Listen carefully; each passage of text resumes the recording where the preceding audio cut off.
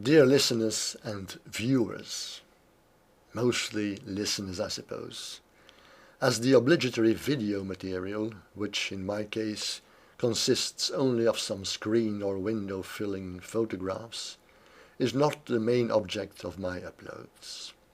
Hence I say, dear listeners. What I've tried to do over the past several weeks is to digitalize a real audio treasure, namely the celebrated album Palgrave's Golden Treasury of English Poetry, issued by Caedmon Records in 1957. To the best of my knowledge, this album is no longer available, neither on vinyl, nor cassette, nor CD. Occasionally you see it turn up on eBay, so the 2 LP set is now almost a collector's item. You may by now have detected from my accent and also from certain grammatical and other irregularities that I am not an English native speaker. I am Belgian, a Fleming to be more precise, and my native language is Dutch, in Flanders and elsewhere sometimes called Flemish. But what's in a name? Webster's International Dictionary of the English Language states, and I quote, that Dutch is closest of the other Germanic languages to English, and has been a generous contributor with many words, unquote, thus enriching the English language. So, being a speaker of a tongue so close to English may, over the past years and decades, have stimulated my interest in English poetry. Moreover, I have been in contact with people from the UK practically since my childhood, and my business too often brought me to Shakespeare's Island. But back to the Palgrave on those LPs. I quote from the reverse side of the sleeve. Here it is. Most of the great lyric poems in the English language are to be found in Palgrave's Anthology, treasured since 1861.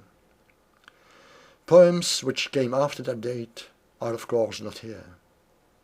A few earlier poets, William Blake and John Donne notably, are strangely missing. But within Palgrave's high standards, so little dross intruded that the treasury is well entitled to be called golden. In judging a lyric poem, which he defined as one that shall turn on single thought, feeling, or situation, Palgrave maintained that passion, colour, and originality cannot atone for serious imperfections in clearness, unity, or truth. Above all, that excellence should be looked for rather in the whole than in the parts. Unquote. Well, that says it all. I bought this album many years ago, probably in London. It is not new, of course. It bears the traces of the many needles which went through its grooves over the years. It is originally a mono recording, but the one in my possession must be a later edition, as it is stereophonically remastered. You can hear the imperfections of the recording technique of those days. Claire Bloom must have had a very nerve-wracking reading session with all that noise in the background, which, of course, was not supposed to be there, but it was, and is on the record. It may add to the charm of the recording, but frankly, who cares when listening to the crystal-clear voice of Claire Bloom reciting Shakespeare or Wordsworth? The other contributors besides Miss Bloom are Eric Portman, now deceased, and John Neville. In order to meet the YouTube requirements and restrictions, I shall have to cut up the records into probably 13 sections. The last one may contain just one poem. So including this introductions, there will be 14 uploads in all. I do hope that all poetry lovers to whom this work is dedicated may enjoy the fine interpretations of artists of another era, reading the works of poets of centuries past.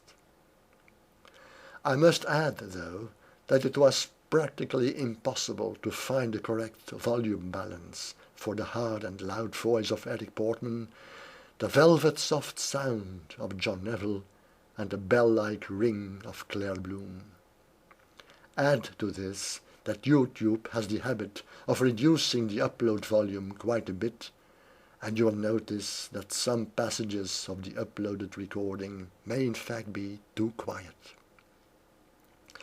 The uploads will be titled Palgrave's Golden Treasury of English Poetry, parts 1 up to 14.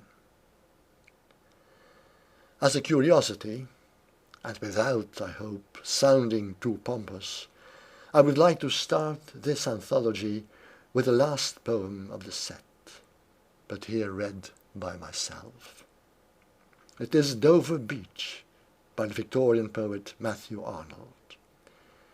The poet had no idea of the enormity with which much later ignorant armies would clash by night in Flanders and in France. Remember the Somme, the Ypres salient and Passchendaele, Dunkirk, Normandy, and today the clash of cultures. It gives his poem a visionary dimension. Please do not compare this reading with the one by John Neville on the last upload. You would only be comparing trash with gold bars. Thank you for your time, attention and interest. And here I go with Dover Beach. The sea is calm tonight. The tide is full. The moon lies fair upon the straits. On the French coast the light gleams and is gone.